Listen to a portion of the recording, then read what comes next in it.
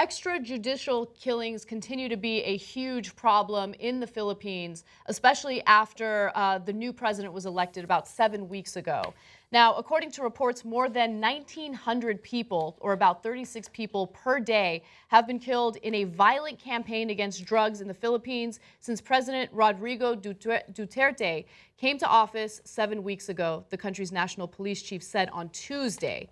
The national police chief also said that since he was elected, police operations have killed 712 alleged drug traffickers and users. An additional 1,067 killings occurred under unclear circumstances. So there is some suspicion that those killings were done by vigilantes, and that would be pretty unsurprising considering the fact that Duterte has been very clear about how he's in favor of vigilante justice against drug traffickers, drug users. I'll give you some of those quotes a little later in the story. But now there is an inquiry by the Senate. They're doing an investigation to figure out what's really going on because they're concerned. You can't have cops or average citizens killing people without due process, without a trial, without an investigation to figure out whether or not these individuals are actually breaking the law. Yeah, and some of those people were alleged drug dealers, and as you saw there, some were just drug users, but they're all dead. And I remember we did the stories as Duterte was up for election, and some believed absolutely that he was going to follow through with all of his threats on what he was going to do, including extrajudicial killings. A lot of people took it seriously. Some didn't. They said, oh, he's just saying that to get elected. That's just populist talk, but he's not really going to do that. Where have I heard that before? Sometimes when somebody tells you they're going to do something, they do it. Sometimes they don't. But if they're going to be the head of a country, I don't know that I want to take that chance. Look, you can't. Vigilante justice and allowing cops to just shoot and kill people that they suspect of breaking the law is a terrible idea.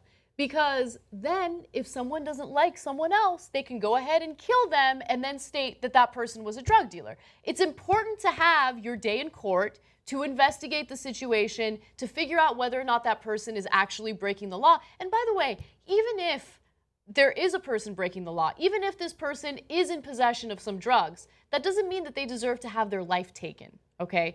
So it sets a terrible precedent, and it's gonna lead to more innocent people getting shot and killed.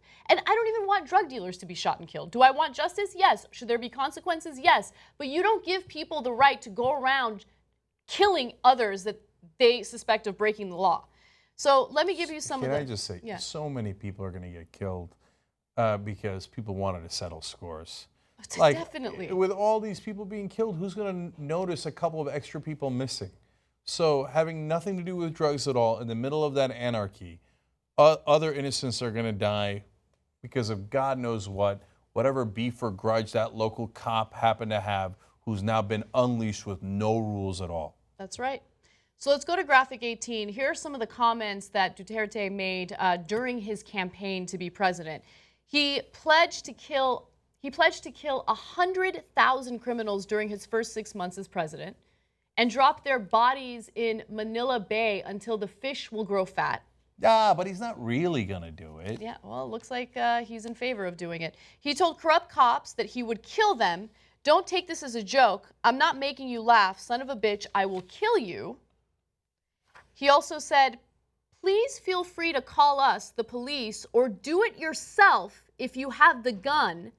You have my support. Shoot him and I'll give you a medal.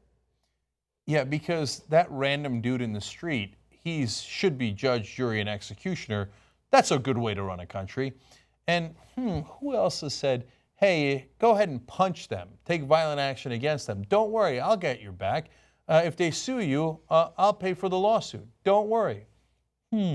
Probably not a guy running to be the head of the most powerful country on earth. I mean, we're living in scary times. And I want to leave you with a final quote from Duterte. He said, forget the laws on human rights. If I make it to the presidential palace, I will do just what I did as mayor. You drug pushers, hold up men and do nothings. I'll kill you. Now, he won't really do that except for all the thousands of murders that have already happened. And I know there's a guy here who's saying that he would bring back waterboarding and torture and a lot more, quote, and that he would kill the family members of people he thinks are terrorists. But he won't really do it, will he? And he says, well, you know, he'll have deportation forces that round up the families of millions of people in America and throw them out of the country. He won't really do it, though, will he? He says he'll ban an entire religion and change our way of government so that we discriminate based on your religion. But he won't really do it, will he? He said that he would punish women if they got an abortion. But he wouldn't really do that, would he? No. When, you know, fascist, populist, and populist can be a great term and it could be a terrible term when it goes right-wing like this.